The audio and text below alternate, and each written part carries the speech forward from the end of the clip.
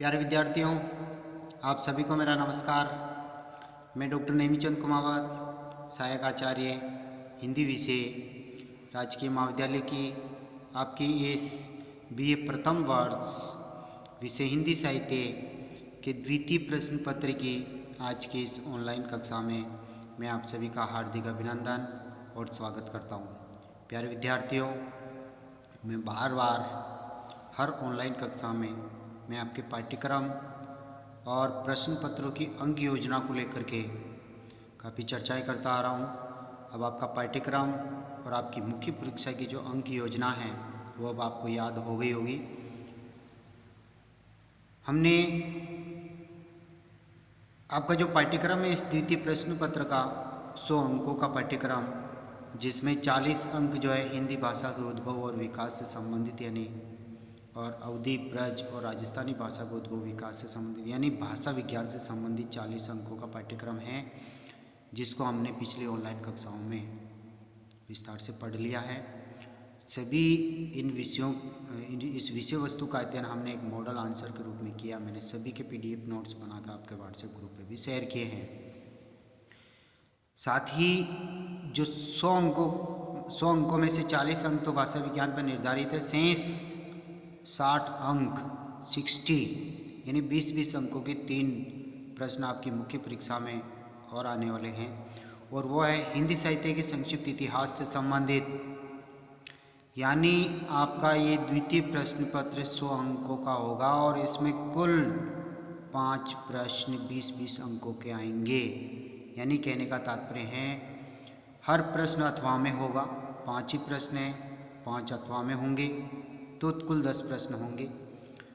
पहले प्रश्न में जैसे एक पहला प्रश्न है और उसमें एक अथवा में होगा और वो पहला प्रश्न करना, दूसरा प्रश्न भी उसी में भी एक अथवा में होगा, इसी तरह से तीसरा, चौथा और पांचवा, यानी 20-20 अंकों के केवल 5 ही प्रश्न इस प्रश्न पत्र में आने वाले हैं।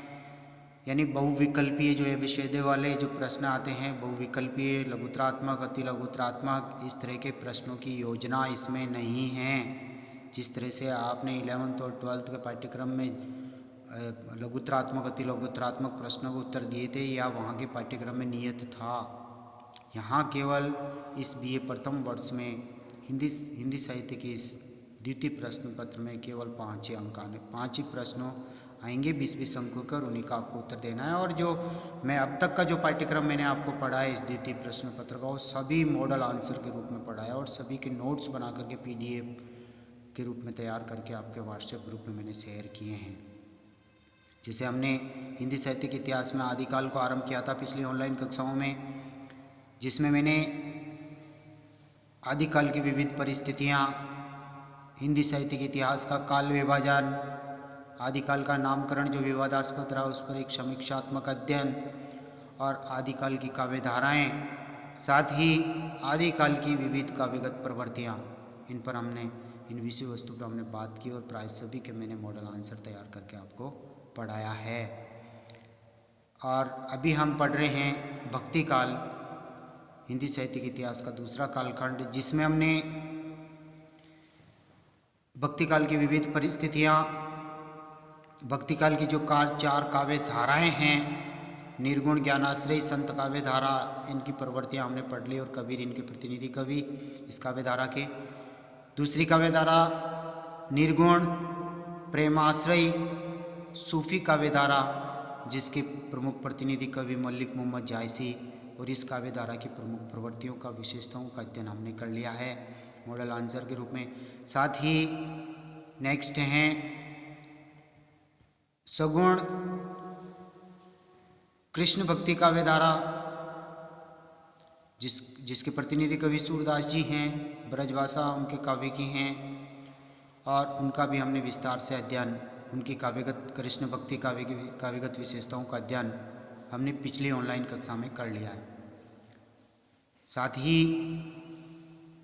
जो चौथी काव्य धारा राम भक्ति काव्य धारा, जिसके प्रतिनिधि कवि तुलसी, अवधी भाषा का जिन्होंने प्रयोग किया, और उन पर केंद्रित एक तरह से हिंदी साहित्य के इतिहास के इस दूसरे कालखंड को एक स्वर्ण युग के रूप में कहा जाता है, पुकारा जाता है, जिनकी विविध काव्य प्रवृत्तियों, विशेषताओं और एक तरह से तर्कपुष्ट शैली में हम इसका अध्ययन करते आ रहे हैं, जिसमें पिछली हाल ही की जो ऑनलाइन कक्षा हुई थी जिसमें हमने 6 बिंदुओं पर विस्तार से चर्चा कर ली है, 6 विशेषताओं पर हमने अध्ययन किया।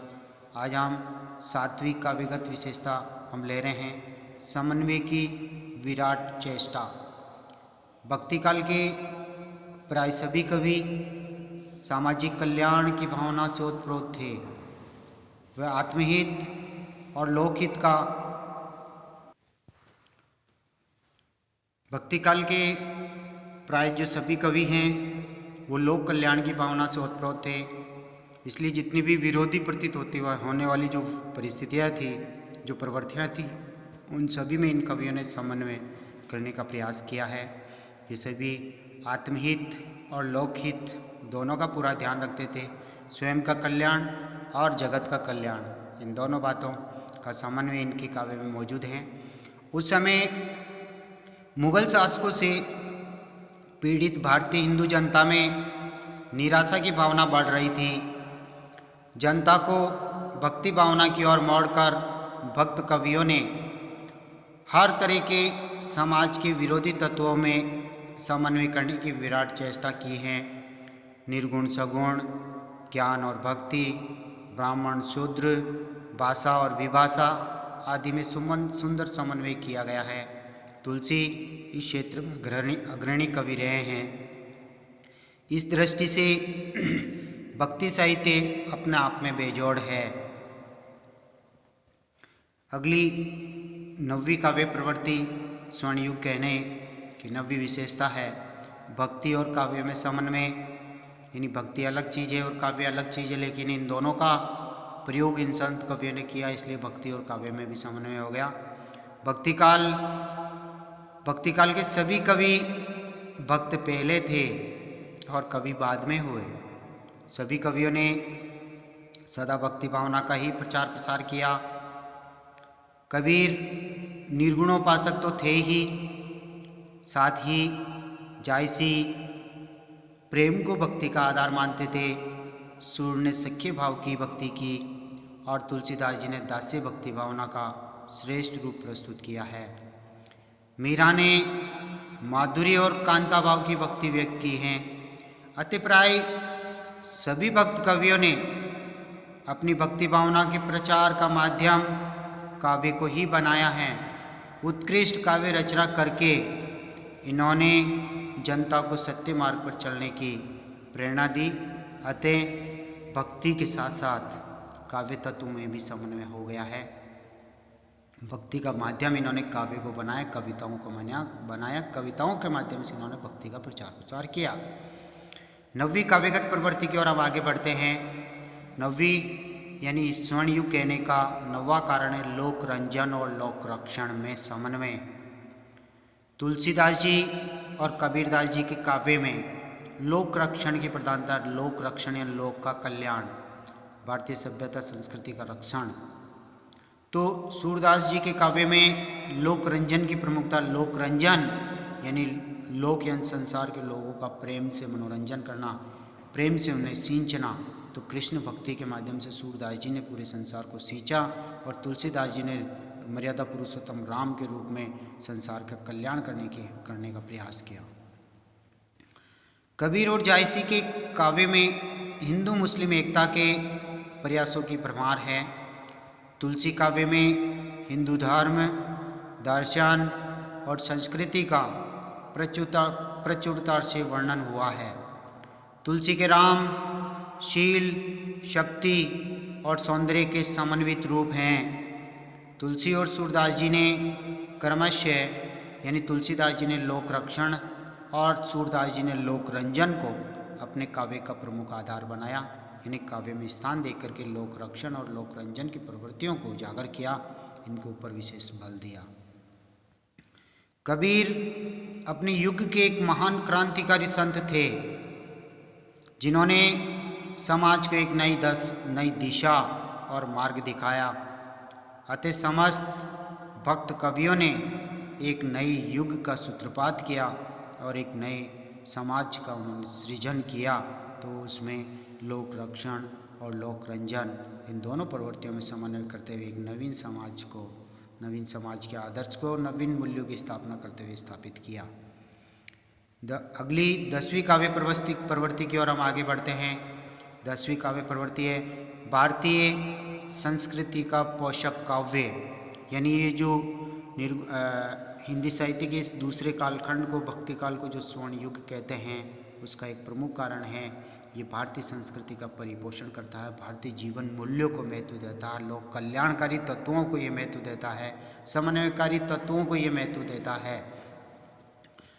तो देखिए, भारतीय धर्म, दर्शन, संस्कृति और सभ्यता, आचार और विचार सभी कुछ भक्ति काव्य के सुदृढ़ एवं सुंदर कलेवर में सुरक्षित है। इसमें सगुण निर्गुण में समन्वय या इन दोनों के भव्य चित्र, ज्ञान और भक्ति में समन्वय, दार्शनिकता और आध्यात्मिकता में समन्वय, आदर्श यानी आध्यात्मिकता, दार्शनिकता और आदर्श जीवन के भव्य चित्र हमें इस भक्ति काल में मौजूद होते हैं। चाहे सगुण भक्ति, निर्गुण भक्ति, ज्ञान भक्ति, दार्शनिकता, आध्यात्मिकता, आदर्श जीवन के भव्य चित्र हमें इस भक्ति काल में मौजूद होते हैं।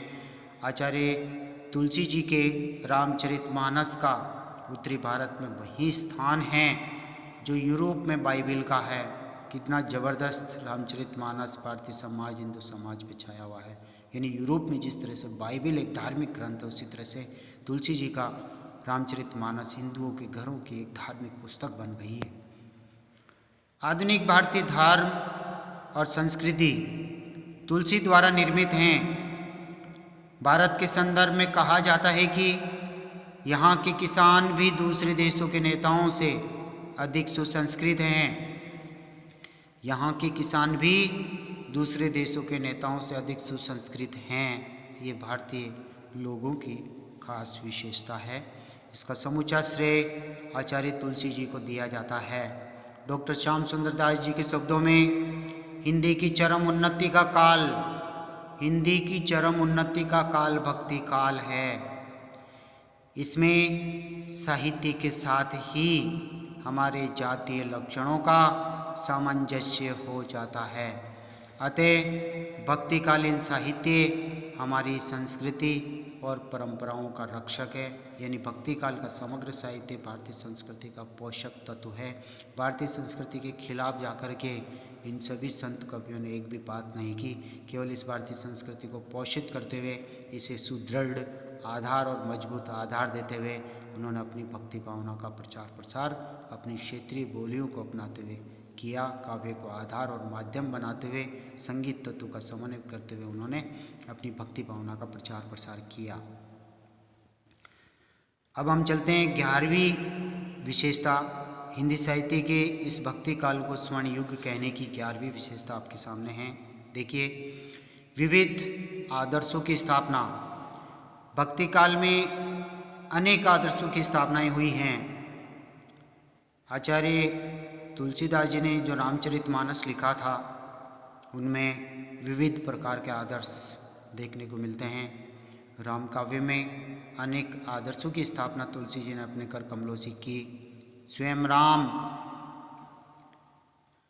स्वयं जो राम हैं वो मर्यादा के प्रतीक हैं। राजा दशरथ वचन पालन का प्रतीक। हनुमान जी श्रेष्ठ भक्त के रूप में सामने आते हैं। लक्ष्मण और भरत एक श्रेष्ठ भाई का आदर्श स्थापित करते हैं।